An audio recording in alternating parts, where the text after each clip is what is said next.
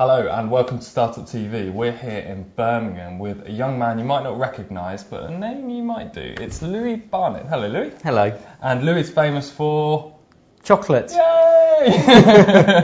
So, Louis, perhaps for those of us who aren't quite familiar with your story, perhaps you could just enlighten us as to what this chocolate is. Okay, I'll try and keep it brief. Left school at 11 years old, diagnosed with dyslexia, dyspraxia, dyscalculia and short-term memory loss syndrome. Goodness, okay. Home education, went into making cakes, family and friends, started the chocolate business, supplied local businesses, then by the age of 13, youngest ever supplier to Waitrose, 14 Sainsbury's, 15 Selfridges. So I started out really just making for family and friends, and then it turned into a real passion and a hobby. Goodness, and how old are you now? 19. 19 years old. 7 years this September. Goodness me, and you've achieved all of that in that short period of time. Yeah. So what made that happen then? I mean, what was the key thing that you felt drove you on to the business? I think for me the first thing was I had no other choice. Really, I left school, I'd got nothing else going on, so as soon as this opportunity came along, I just threw myself into it. So it wasn't really a case of as much a choice for me, it was more a case of, well, I've got to do something, and this is a fantastic opportunity to use. Okay. And that was the initial driving force, but I've always been quite an odd child, and I was always interested in the deeper side of products. I've always been a very big foodie fan, and actually chocolate is the most complex ingredient on the planet. So as soon as I started doing a bit of research, it really started to interest me. Right, okay. So you say you're a bit of a foodie. What else do you cook? Is it just chocolate, or are you a bit? No, I'm a chef now. So yeah. I cook all sorts. I cook in the home, cook for family and friends. Yeah. I used to cook a lot for sort of family when I was younger. I remember I made a cheese souffle when I was about 9 or 10 years old, creme brulee, sort of 7, 8. So that's incredible. I've, being in this area, sort of outside Birmingham, so we've got a lot of food products around us. Yeah, absolutely. And you've got a lovely place to do it in as well, haven't you? Yeah. The cooker here is not that great, but it's not fantastic. And you've got your kind of chiller next door for all your chocolate bars. Yeah, definitely. You've got a nice little setup. And of course, you're off to Mexico in a few days. Yes, about 23, 24 days. So why move to Mexico to do all this kind of chocolate stuff? Well, really what sort of happened, the business was growing quite well. As I said, I was dealing with multiples, and then by, it's about 2 years ago now, 2.5 years, you remember the introduction, I'm not going to name names, but there was a very large high street chocolate brand that came out, really started to launch themselves.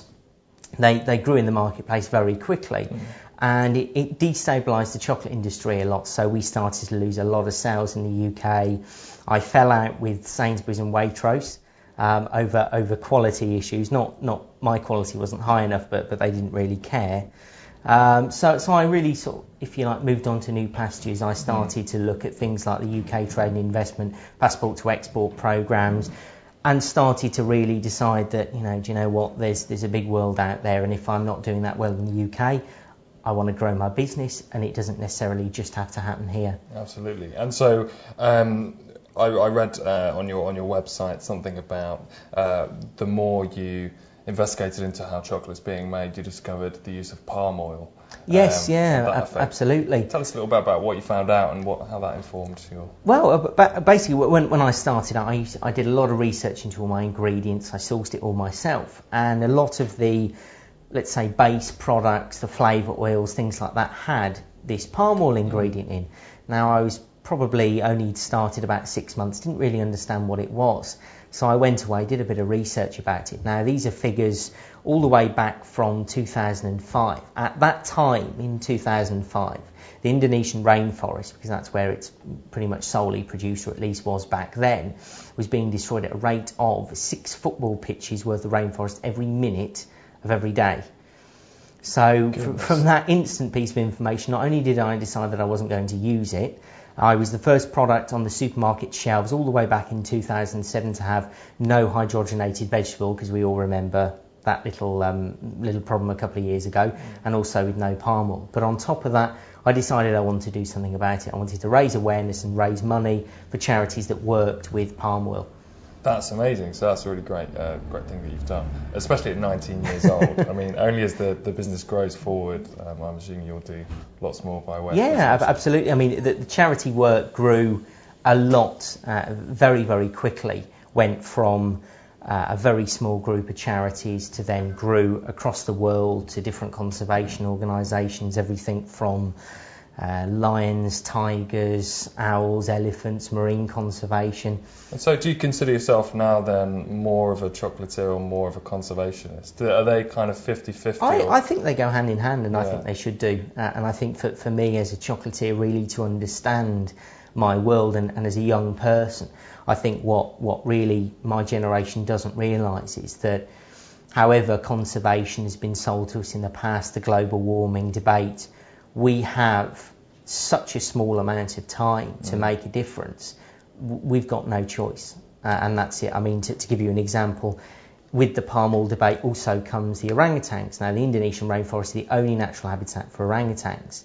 If we're very, very, very lucky, we've got 3 or 4 years saved them from complete extinction. Wow. You're talking 3 or 4 years' time. We're all going to be sitting there. And you talk about elephants, we've got 10 years. You talk about lions, we've probably got 9 or 10 years if we're lucky. So all of these animals, we have such a small amount of time to make a difference. And I'm a young guy, I'm doing well. Why shouldn't I do something to help my world? Absolutely. Well, that's wonderful to hear. So buying this chocolate will go somewhere. Yes, it will. Absolutely. That's great. Well, speaking of the chocolate, shall we give some a little bit of a try? Go ahead. What have we got here then, Louise? We've got a dark chocolate and ginger. Okay. And that's with That's cocoa this nibs. Yeah, that's that one. Okay. Feel free. I do eat quite a bit, so I had some this morning for breakfast. So it's a dark cocoa. Yeah, 70% Great. dark chocolate. I can really taste the 70%. What's the other 30? No, I'm really no, that's really nice. Wow. This year, because when I blend the chocolate every year, it's made up of different places. So basically, every year, much like wine changes, cocoa does. So every year it's in different locations around the world. Now, predominantly this year, this is a South American blend. That's why you get that very sort of fruity, very rich, but it shouldn't be too bitter. If a dark chocolate's bitter, it hasn't been made properly.